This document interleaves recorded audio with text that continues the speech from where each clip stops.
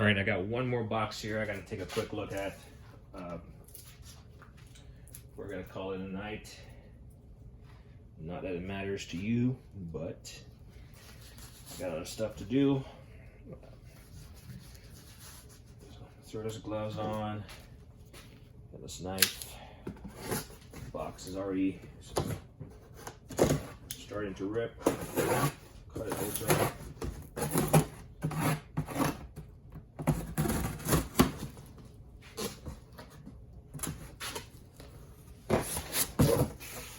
See what we got.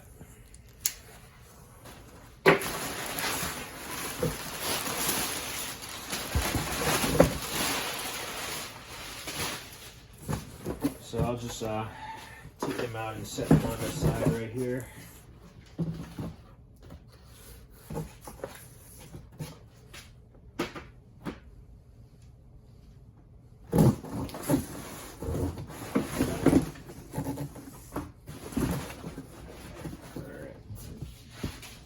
Goes the empty box. So I got 4 items on there, and you can probably see this one. This is the Mayhew Dominator. You can see that. It's the Mayhew Dominator. It is a pry bar holder. Super inexpensive for what it is. Pry bar holder. You got some holes right here in the edges of it. I know it's dark. It's a dark material, so you can't really see it. But it got 1, 2, 3, 4, 5, 6, 7, 8 holes on there in case you need to attach it to something. And then you got, let's see, 1, 2, 3, 4, 5, 6, 7, 8, 9, 10, 11, 12. You got 12 slots here, different sizes. Like these are bigger. These are the 2 biggest ones, and different sizes for supposedly for your pry bar. This is the back of it. I think this is a magnetic strip. Let's see. Nope, it's definitely not. Maybe. Let's see. Yeah, it's definitely not magnetic at all. It doesn't have anything magnetic on the back of it, so you can't like just slap it onto your toolbox. I mean, granted, you could attach magnetic strips to the back, but the big thing about this, which it's pretty solid, is in terms of trying to see if you add some pry bars to it, and the weight would break these, because it's just like it's like a molded plastic. And you heard me right, I said plastic. This is plastic. So it's the Mayhew Dominator and pry bar holder. I think it's like 40 bucks, 50 bucks or something. But it's a good way to organize your pry bars. Oftentimes people have, you know, some big pry bars, some smaller ones and stuff, which I know I do. So this is a good way to organize my pry bars and keep them in one place. And Mayhew being a solid company, see maybe an angle right there. Mayhew being a solid company, I do have the Dominator 5-piece pry bar set.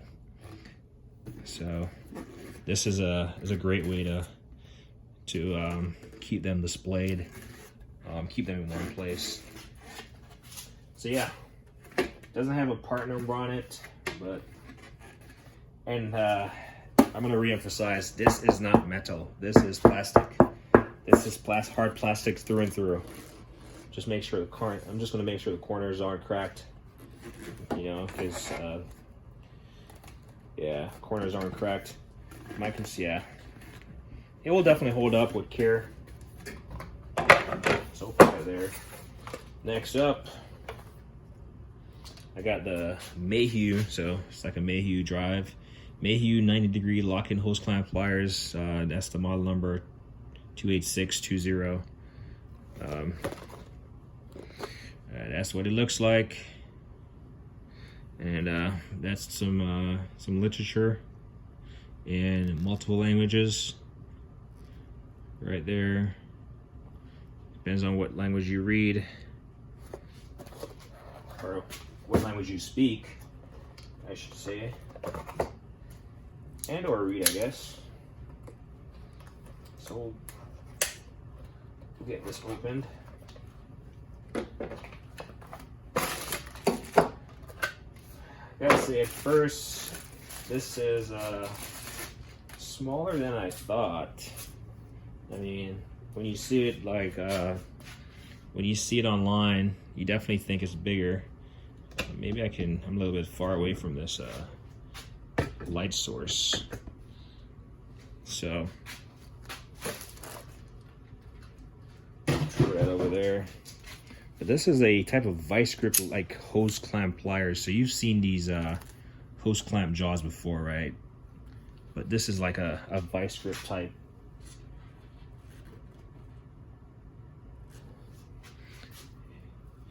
I mean, you can see it.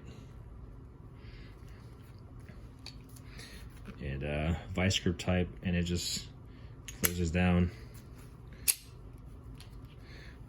You do have, like I said, the vice grip type, and you kind of screw it and screw it in. It makes it tighter, and unscrew it. It makes it easier to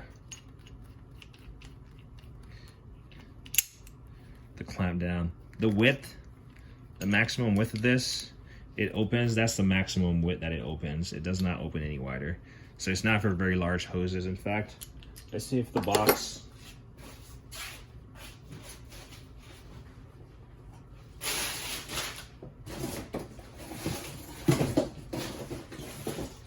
literally just tossed the box and I can't find it. So yeah, it works on spring clamps ranging from 3/4 to 2 3/4 inches. So yeah, it's for, I said hoses, but I guess hose clamps, spring clamps. But this is that Mayhew tool. I think it's fairly new, but this will get you some serious clamping force if you need to get it, just based on the vice grip type action. And it's relatively small, well made. You can tell. Finish looks fine. You know, it's the head of it. The face of it is flat. If you need to get into a tight area, get up against it. It has this flat finish right here. Let's see. I got this little lever thing right here. I'm not sure what it's for, to be honest.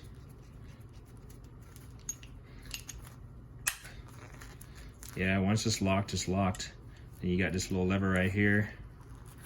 Not sure what it's used for. Oh, okay. Maybe. So you got this little lever right here. So instead of like using your arms to like pop it up like this, like I'm about to do right now, you got this this lever that you're gonna see pop up there shortly. There it is. So in order to undo this, you just like push down on it. So you close it by doing this motion, and then you open it, you just push forward on it. And it's pretty, takes a little bit of, I'm gonna say effort, but it's nominal. It's not much. I'm just using my thumb. And it's at its like strongest lock-in pressure right now. Yeah, I wouldn't want to get my fingers caught in there. As you can see, this is how much force I'm gonna use. So I'm just using fingers to hold that. And I'm gonna, so not much force. Pretty nice, but yeah, there it is. Mayhew 28620 lock-in hose pliers. Then I got this. It's the Astro 1/8 degree pencil die grinder, 233 model number. Some specifications to it. That's what it looks like. So I was trying to redo my brake calipers, paint them, and I don't have a sanding, what do you call it? Sandblaster. And honestly, one of these would have came in really handy, because it's like small and nimble, it will get into tight places. But I won't talk much about this because I just got it. I'll actually hook it up and try it. But I knew they sell this one, the 90-degree one, and then they sell a straight one. So I need to get the straight one. And I'm excited to try this to like get into tight places. Comes with some little accessory, little air chuck, which does not look like it fits mine. And then 2 of these little keys to, you know, tighten, hold it when you're putting on the air chuck there. And finally I got it's pretty dusty. Sorry about that. Yeah, pretty dirty.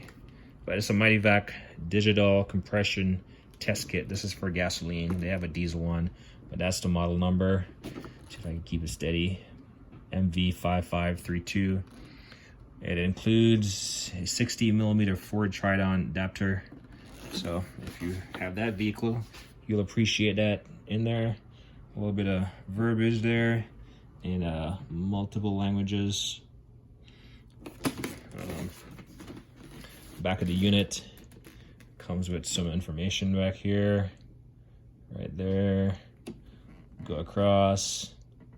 Maybe you'll see the adapter for your vehicle. And a little bit more information in yellow. Multiple languages. Let's see. There we go. So I won't go too much into this either. I'll probably when I use it, when I have some more time. But I'm just taking stuff out of the box just to account for what I have and what has broken. You know what? The more I think about that suspension tool that I bought, I'm thinking maybe it was damaged during shipment. I'll have to check the box to see if it was damaged during shipment. But standard Mityvac type of case in here.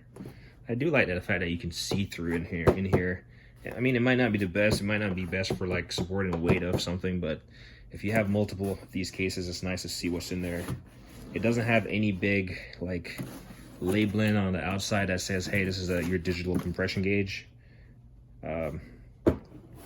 But I'll almost rather have a label on here that says digital compression gauge than have this plastic thing, because it's like a weak part of this casing. I mean, it's nice to see. It's like it's a plastic case. You got a Mityvac on there, you know. It'd be nice if the digital thing was stamped into it. You know, the yellow latches, standard to Mityvac. So this is what I'm talking about. So they put this labeling on the inside of the lid. I'd rather than put it on the outside, you know. So just so I can identify if I have multiple tools. But that's what it says on there. Digital compression test kit.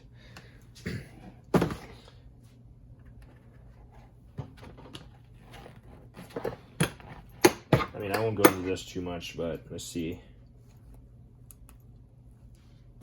It powers up.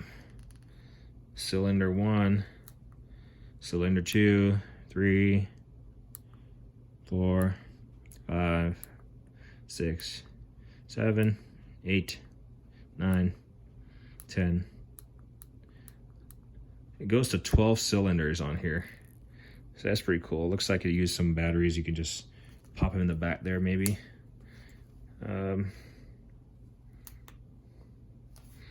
PSI, it's 300 PSI max, as indicated at the bottom there. I'll hold it, turn it off maybe.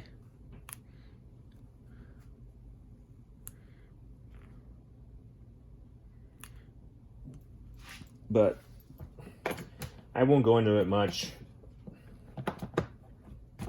You got your different fittings here for your different plugs and air adapters. So this might be a thing where, you know, you care about the type of fitting it has on there, because it's like you can't remove it if it doesn't fit your air source. So you pretty much have to adapt your air source to this. But anyway, this is a quick look, not really in-depth. Definitely has some fittings on here. Definitely looks like it will work. I have a analog version, an OTC version, which I've used, but I've also wanted this digital one. So I know Mityvac is a reputable brand, so I went with them, and looking forward to trying it out. Actually, you know, just compression testing is not anything hard, you know, to do on your car. So just to see what, you know, a cylinder is registering, or something, a cylinder head is registering as far as pressure that is maintaining. So anyway, a couple tools, you know, the Mityvac digital compression tester, the pencil grinder by Astro, the Mayhew hose clamp, and the Mayhew Dominator pry bar holder. And that's all. Like I said, I'm gonna take a look at that suspension thing that I got earlier that came in cracked, and see if it was damaged in the box. See if the box has a hole in the end. But yeah, somewhat disappointed, but it is what it is. Anyway, like me always say, like, don't hit a thing. Yep.